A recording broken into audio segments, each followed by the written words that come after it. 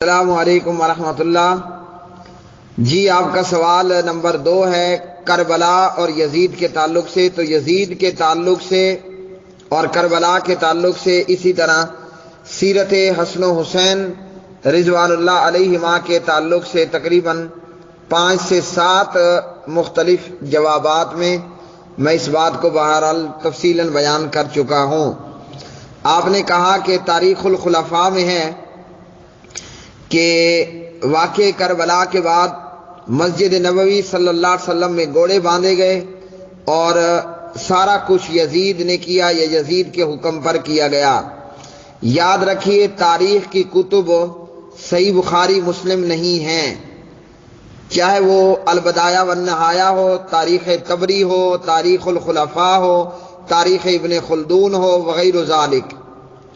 تاریخ کی کتب صحیح بخاری مسلم کا جیسا معیار نہیں رکھتی۔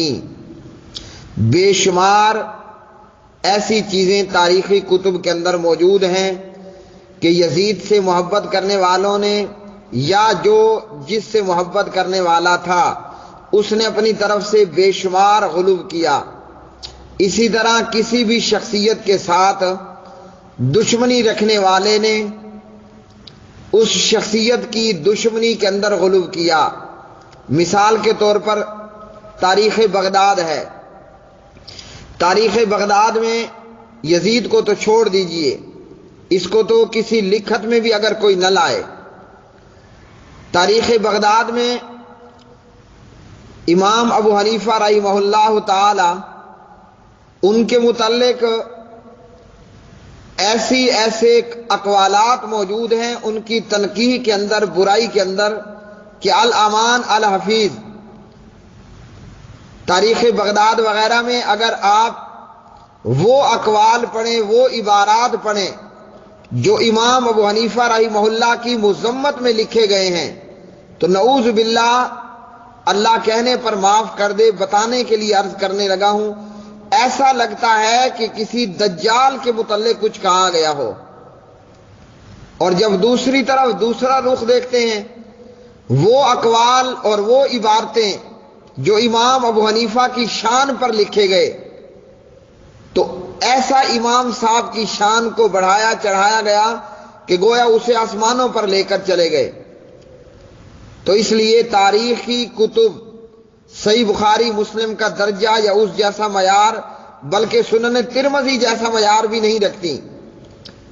تو یزید جس کے سر پر حضرت حسین رضی اللہ تعالی عنہ کا خون تھوپا گیا، جس پہ یہ لگایا گیا کہ یزید بڑی خرابیوں کا مجموعہ تھا، تو یزید جو بھی تھا وہ تھا، لیکن جتنا کچھ یزید کے متعلق تاریخی کتب میں کہا گیا اور 1400 سال سے پورا سال اور بالخصوص محرم کے مہینے میں جتنا کچھ یزید کے خلاف بولا جاتا ہے، کہا جاتا ہے، یزید ایسا نہیں تھا۔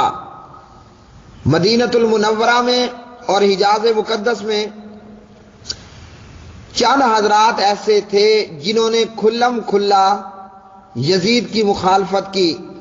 مثال کے طور پر حضرت حسین رضی اللہ تعالی عنہ، عبداللہ بن عمر رضی اللہ تعالی عنہ، عبد الرحمن بن ابی بکر رضی اللہ تعالی عنہ، عبداللہ ابن زبیر رضی اللہ تعالی عنہ، یہ خاص چیدہ لوگ تھے جنہوں نے یزید کی بیعت نہیں کی یا یزید کی بیعت کے تعلق سے کشمکش کے اندر دو چار تھے۔ تو تاریخی طور پر یہ کہنا کہ یزید نے مسجد نبوی صلی اللہ علیہ وسلم میں گھوڑے باندھے تھے، یہ بات صحیح نہیں ہے۔ لیکن بہرحال جس مسلمان نے بھی اور جس انسان نے بھی ایسی حرکتیں کی کہ مسجدوں میں گھوڑے باندھ دیے یا اس قسم کے کام کیے تو اس کا یہ عمل گناہ کبیرہ پر مبنی ہے۔ یزید ایک مسلمان حکمران تھا اور سیدنا امیر المومنین معاویہ رضی اللہ تعالی عنہ کا بیٹا تھا۔ تو صحابی کا بیٹا اتنا گیا گزرا نہیں ہو سکتا۔ بہرحال وہ جو بھی تھا وہ اپنے کیے کی سزا یا جزا، اپنے کیے کی سزا یا جزا اپنے رب سے پا رہا ہے، ہمیں اس کے معاملے کو چھوڑ دینا چاہیے۔ یہاں دراصل وقوع یہ ہوا کہ یزید کے معاملے کو لے کر آج بھی بے شمار لوگوں نے غلو کیا۔ ایسے بدبخت یہ میرے سامنے بھی موجود ہیں، فیس بک پر میں دیکھ رہا ہوں، سن رہا ہوں، جنہوں نے یزید کی مذمت کرتے کرتے امیر المومنین حضرت معاویہ بن ابی سفیان رضی اللہ تعالی عنہ کی مذمت کرنا شروع کر دی۔ اور معاویہ کون ہے؟ وہ کاتب وحی ہے۔ معاویہ کون ہے؟ پیارے نبی کا سالہ ہے۔ معاویہ کون ہے؟ امت محمد الرسول اللہ صلی اللہ علیہ وسلم کا ماموں ہے۔ اور معاویہ کی بہن ام حبیبہ پیارے نبی کی زوجہ ہے۔ معاویہ کا باپ ابو سفیان جو بنو امیہ سے تھا وہ محمد الرسول اللہ صلی اللہ علیہ وسلم کا سسر ہے۔ اور معاویہ کا باپ ابو سفیان کون ہے؟ فتح مکہ کے موقع پر امام کائنات محمد الرسول اللہ صلی اللہ علیہ وسلم نے فرمایا، جس نے ابو سفیان کے گھر میں پناہ لے لی چھپ گیا اسے بھی پناہ ہوگی، الرحیق المختوم وغیرہ۔ تو بعض بدبختوں نے اہل تشیع کی خوشنودگی حاصل کرنے کے لیے یا شاید مرنے سے پہلے اللہ کی کوئی ایسی پھٹکار ان لوگوں پر پڑی کہ یہ دنیاوی لالچوں میں آ کر جاہ و جلال اور مختلف قسم کی لالچوں میں آ کر ان لوگوں نے یزید کو تو برا کہنا ہی تھا، ساتھ میں معاویہ رضی اللہ عنہ کو بھی برا کہنا شروع کر دیا۔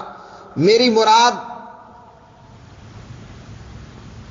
اسحاق جال والا، نعوذ باللہ من ذالک، ایسی گفتگو کہ کسی سنی کے منہ سے یہ بات نکلنا گوارا اور سننا گوارا ہی نہیں ہو سکتی کہ وہ بدبخت کہتا ہے یزید کو تو چھوڑیے، یزید سے پہلے امیر المومنین حضرت معاویہ رضی اللہ تعالی عنہ انہوں نے طاغوتی حکومت اختیار کی، ان کی حکومت طاغوت کی تھی وغیرہ وغیرہ۔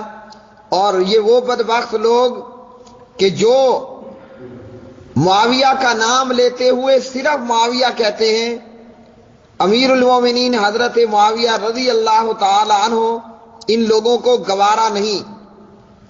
کل بھی میں میرے پیارے بھائیوں سن رہا تھا، اسحاق جال والے نے حضرت امیر المومنین معاویہ رضی اللہ تعالی عنہ کا نام لیا، ایک نہیں بے شمار کلپوں میں، زبان سے نہ امیر المومنین نکالا نہ رضی اللہ عنہ نکالا، جبکہ اس کے مقابلے میں مفتی اکمل بریلوی کو سنا، اس نے حضرت امیر المومنین معاویہ رضی اللہ عنہ کہا۔ تو بہرحال دراصل یزید کی مذمت میں اہل تشیع نے بھی اور اسی طرح دیگر گمراہ لوگوں نے بھی حضرت معاویہ رضی اللہ عنہ کو بھی برا بلا کہنا شروع کیا۔ اور دراصل یزید کو ٹارگٹ کرنے سے مقصد یہ تھا کہ یزید کے باپ پر، یزید کے دادے پر اور دیگر صحابہ کرام پر انگلیاں اٹھائی جائیں۔ واللہ اعلم بالصواب۔